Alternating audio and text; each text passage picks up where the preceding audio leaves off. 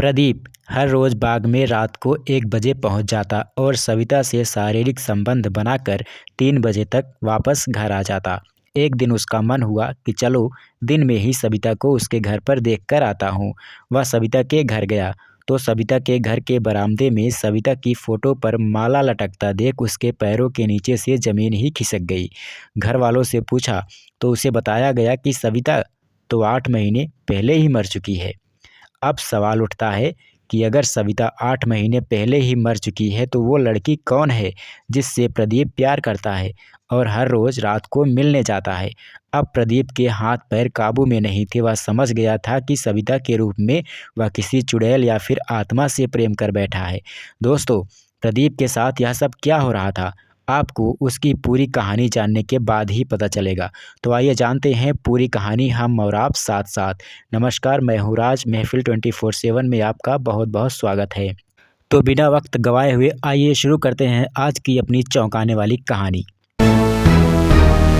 दोस्तों, बहुत समय पहले की बात है। एक गांव था जिसका नाम था समरगढ़। समरगढ़ के सबसे प्रतिष्ठित व्यक्ति थे राम सिंह। उसी गांव में एक और व्यक्ति थे जो कि गांव के मुखिया भी थे। उनका नाम था राय रतन बहादुर। राय रतन बहादुर के 2 बेटे और एक बेटी थी। बेटों का नाम वीरेंद्र सिंह और सुजीत सिंह था, जबकि बेटी अभी बहुत छोटी थी जिसका नाम था राजकुमारी सविता। राम सिंह को सिर्फ एक ही पुत्र हुआ जिसका नाम उन्होंने क्या रखा? प्रदीप रखा। राम सिंह और राय रतन बहादुर दोनों ही बहुत घनिष्ठ मित्र थे। यहाँ तक कि दोनों चाहते थे कि ये दोस्ती रिश्तेदारी में बदल जाए और प्रदीप तथा सविता का रिश्ता बचपन में ही तय कर दिया जाए। लेकिन किस्मत को कुछ और ही मंजूर था। कुछ दिन बाद ही राम सिंह की अचानक मृत्यु हो गई, जिसकी वजह से राम सिंह की पत्नी सरला सिंह काफ़ी दुखी हो गई और बीमार चलने लगी। दिन बीतते गए, प्रदीप और सविता दिन भर एक दूसरे के साथ खेलते रहते। इन दोनों के बीच काफ़ी गहरी दोस्ती हो चुकी थी। लेकिन समय का चक्र कुछ इस तरह घूमा कि सरला सिंह को उसके देवर लोग जमीन जायदाद के लिए परेशान करने लगे। अब सरला की तबीयत और भी खराब रहने लगी। चूँकि यहाँ पर अब उसका ध्यान रखने वाला कोई नहीं था, तो सरला के पिता ने उसे और प्रदीप को अपने घर बुला लिया और हमेशा यहीं रहने के लिए बोल दिया। सरला का मायका ससुराल से काफ़ी दूर था, तो धीरे धीरे उसका समरगढ़ से लगाव भी खत्म हो गया। अब वह यहीं मायके में रहकर ही अपने बेटे यानी प्रदीप को पालने पोसने लगी। समय बीतता गया और प्रदीप बड़ा होने लगा और धीरे धीरे कब जवान हो गया पता ही नहीं चला। हालांकि अब समय काफ़ी बदल चुका था। राजपूताना ठाट बाट खत्म हो चुका था और सब सामान्य जीवन जीने लगे थे। इधर राय रतन बहादुर की पुत्री सविता भी जवान हो चुकी थी, जो कि बेहद खूबसूरत थी। ताज्जुब की बात यह थी कि वह आज भी प्रदीप को भूली नहीं थी। वह बीच बीच में प्रदीप के घर जरूर जाती कि शायद प्रदीप की कोई खबर मिल जाए। फिलहाल समय का पहिया तेजी से घूमता रहा और एक दिन अचानक सरला के पास एक पत्र आता है जो एक निमंत्रण पत्र के साथ लगा होता है। निमंत्रण पत्र तो था सरला के देवर की लड़की की शादी का, लेकिन पत्र में जो कुछ लिखा था वह बहुत ही भावुक करने वाला था। पत्र में लिखा था कि हमने आपके साथ जो भी किया उसके लिए हम सब शर्मिंदा हैं। आप प्रदीप के साथ घर वापस आ जाइए। हम आपकी ज़मीन जायदाद सब में बराबर का हिस्सा लगाएंगे और हो सके तो हमारी गलतियों के लिए हमें क्षमा कर दीजिएगा भाभी जी। पत्र प्रदीप पढ़ रहा था, लेकिन सरला की आंखों से आंसू बह रहे थे। प्रदीप शायद अब तक समरगढ़ की घटनाओं को भूल भी चुका था, लेकिन पत्र पढ़ने के बाद उसे बहुत कुछ याद आने लगा, खासकर राजकुमारी सविता के साथ बचपन में बिताए गए समय। प्रदीप की पढ़ाई भी पूरी हो चुकी थी, तो वह तुरंत तैयार हो गया समरगढ़ जाने के लिए। लेकिन सरला का मन अब भी बेचैन था।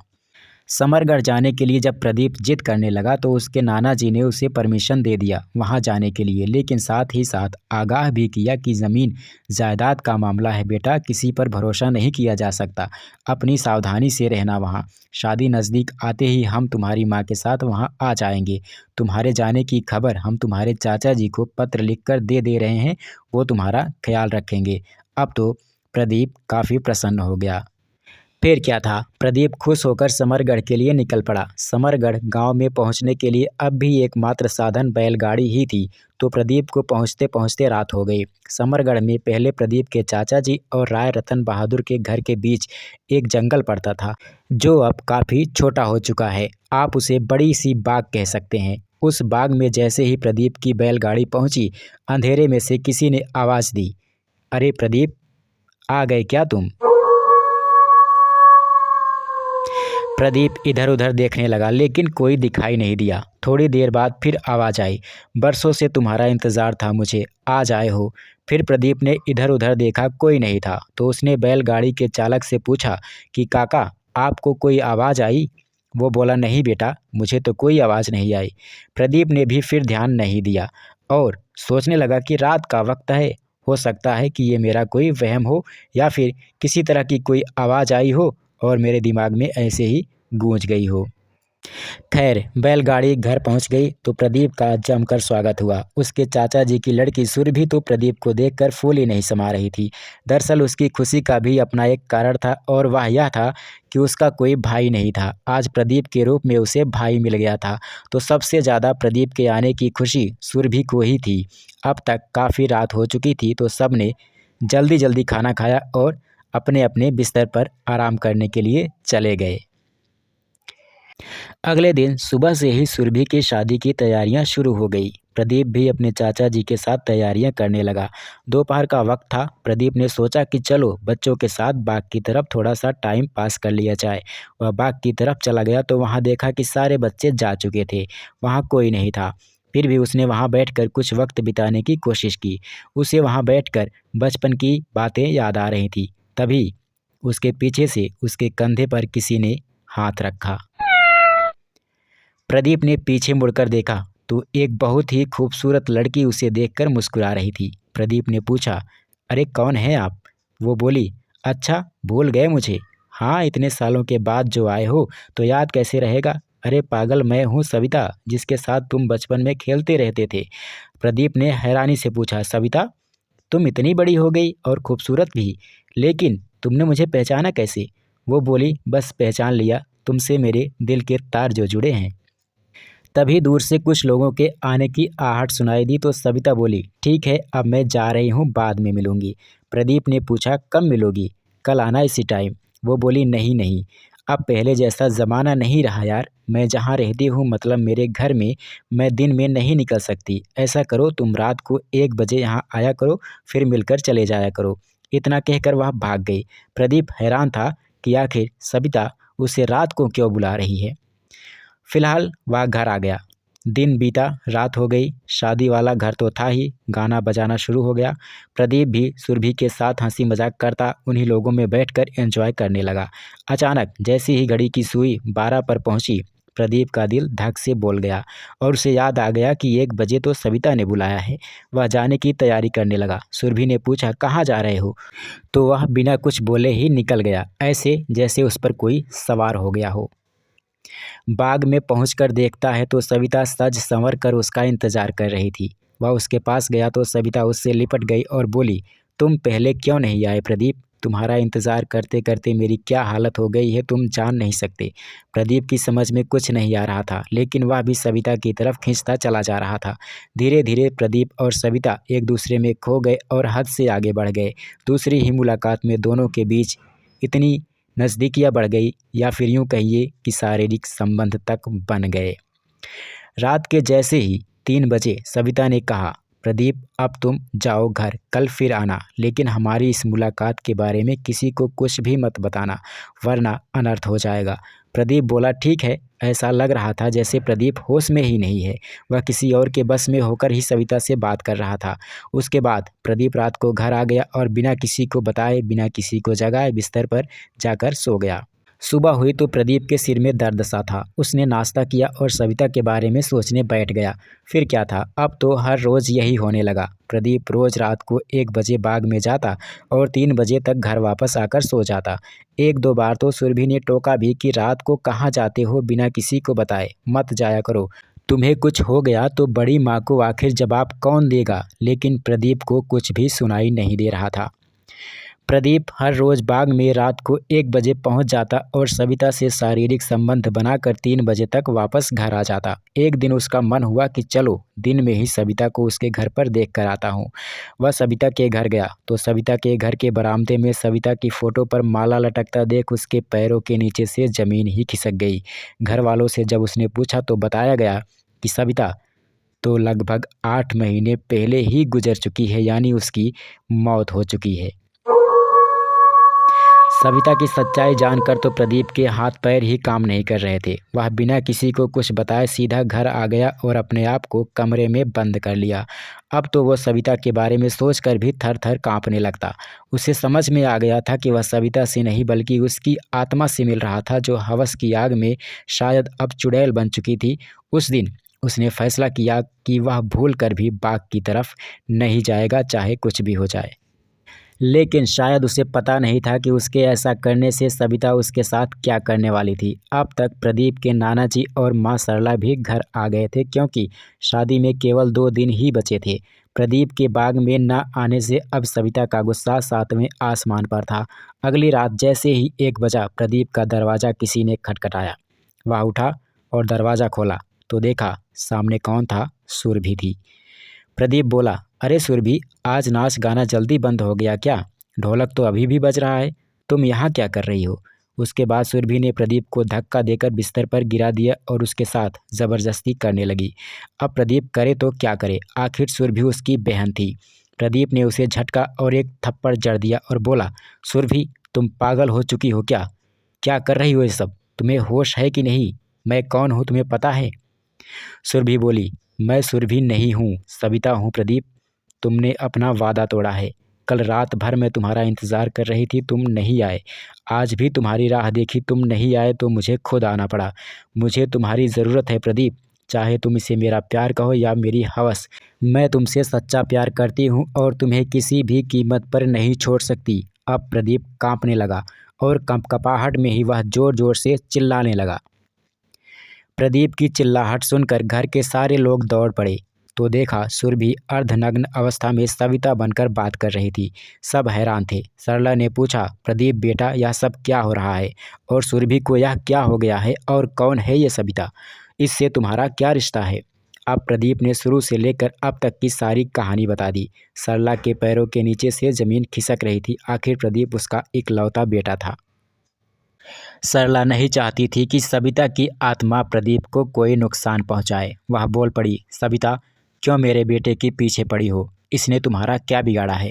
सविता बोली, मैं प्रदीप को ही चाहती हूँ। बचपन से ही मैं प्रदीप को चाहती हूँ, लेकिन इसके इंतज़ार में ही मेरी मौत हो गई। अब जाकर ये मुझे मिला है तो कैसे छोड़ दूँ? अब मैं तो ज़िंदा हो नहीं सकती, तो प्रदीप को ही मेरे लिए मरना होगा। इसके लिए मुझे चाहे जो करना पड़े, मैं सब कुछ करूँगी, लेकिन प्रदीप को हासिल करके रहूँगी। अब सब लोग घबरा गए, लेकिन जैसे ही 3 बजे सविता की आत्मा सुरभि का शरीर छोड़कर जाने लगी और जाते जाते बोली, प्रदीप, कल आ जाना, मुझे ना आना पड़े, क्योंकि कल अगर मैं आई तो तुम्हें हमेशा के लिए अपने साथ ले जाऊंगी। इतना कहकर वह सुरभि का शरीर छोड़कर चली गई। अब सबने थोड़ी सी राहत की सांस ली, लेकिन अब चिंता भी बढ़ गई थी कि कल क्या होगा। खैर, किसी तरह से चिंता में सुबह हो गई। सविता के पिताजी को भी इस बारे में खबर की गई तो उन्होंने भी बताया कि सविता मरते मरते प्रदीप को याद कर रही थी, क्योंकि मैंने इसे बता दिया था कि मैं और प्रदीप के पिता चाहते थे कि सविता और प्रदीप की शादी हो। बस यही बात सविता के दिल में भर गई थी। सबने यह विचार किया कि अब आगे क्या किया जाए, क्योंकि प्रदीप का बाग में जाना भी खतरे से खाली नहीं था और ना जाना भी। फिर प्रदीप ने फैसला किया कि वह जरूर जाएगा, हालांकि सब मना कर रहे थे। अगली रात को 1 बजे प्रदीप पहुंच गया बाग में तो देखा सविता उसका इंतज़ार कर रही थी। प्रदीप को देखकर वह खुश हो गई और उससे लिपट कर अपनी हवस की आग बुझाने लगी। अब प्रदीप ने सवाल किया, सविता, क्या तुम मुझसे सच में प्यार करती हो या फिर सिर्फ हवस के लिए मेरा इस्तेमाल कर रही हो? सविता ने कहा, हाँ, मैं सचमुच तुमसे प्यार करती हूँ और तुम्हारे लिए कुछ भी कर सकती हूँ। प्रदीप ने पूछा, प्यार किसे कहते हैं पता है तुम्हें? प्यार का मतलब होता है त्याग। इंसान जिससे प्यार करता है उसकी खुशी के लिए कुछ भी कर सकता है, यही होता है प्यार। सविता ने कहा, अच्छा तो बताओ तुम्हारी खुशी क्या है? अगर मैं ना करूं तो कहना, बस मैं तुम्हें नहीं छोड़ सकती। इसके अलावा जो कहोगे सब करूंगी। प्रदीप ने सिर नीचे कर लिया और उदास होकर वहीं बैठ गया। सविता पास आई और बोली, बोलो ना, क्या चाहते हो? कि मैं तुम्हें छोड़ दूँ? तो छोड़ दूंगी ना, लेकिन इस तरह से उदास होकर मत बैठो, क्योंकि मैं तुमसे बहुत प्यार करती हूँ। प्रदीप ने सविता की तरफ बड़े आश्चर्य से देखा, जैसे उसे यकीन नहीं हो रहा हो कि सविता क्या कह रही है। सविता ने प्रदीप का सिर सहलाया और हंसते हुए बोली, प्रदीप, मेरे जीवन का उद्देश्य सिर्फ तुम थे और तुम खुद ही मेरे पास नहीं रहना चाहते। तो बताओ, क्या मैं ऐसे ही बरसों बरस भटकती रहूँगी? क्या मुझे मुक्ति नहीं मिलेगी? मैं तो बस तुमसे प्रेम के 2 पल चाहती थी और उसी चाहत में मेरे प्राण तक निकल गए। अगर तुम्हारी खुशी इसी में है कि मैं तुम्हारे जीवन से हमेशा के लिए चली जाऊं, तो ठीक है, चली जाऊंगी। बस तुम मेरी आखिरी इच्छा पूरी कर दो, मुझे मुक्ति मिल जाएगी। प्रदीप ने कहा, क्या सविता, क्या है तुम्हारी आखिरी इच्छा? बताओ मुझे, मैं किसी भी कीमत पर तुम्हारी आखिरी इच्छा पूरी करूंगा और तुम्हें इस भटकती हुई ज़िंदगी से मुक्ति दिलाने का प्रयास करूंगा। बताओ मुझे, क्या है आखिर तुम्हारी आखिरी इच्छा? सविता मुस्कुराई और बोली, मैं तुम्हारी सुहागिन बनना चाहती हूँ, मुझसे शादी कर लो। मरने से पहले भी मेरी आखिरी इच्छा यही थी। जैसे ही मेरी आखिरी इच्छा पूरी होगी, मैं खुद ही मुक्त हो जाऊंगी। प्रदीप ने कहा, ठीक है, मैं अभी करूंगा तुमसे शादी। आओ, मैं सिंदूर लगा दूं और मंगलसूत्र पहनाकर मन से तुम्हें अपनी पत्नी स्वीकार कर लूं।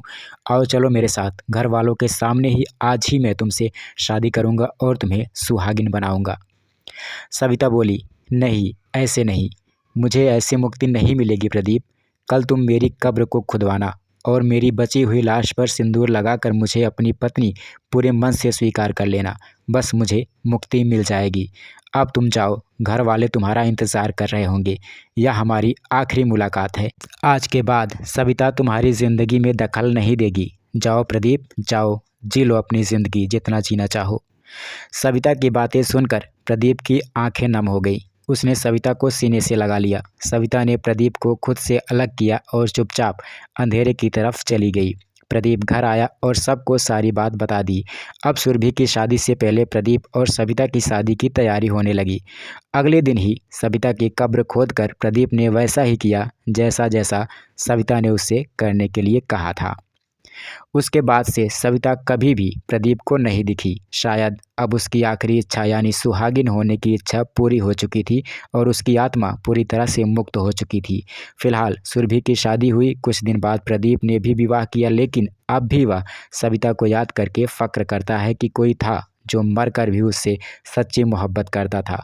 वह कभी भी सविता को भूल नहीं पाया। 'Cause I don't give a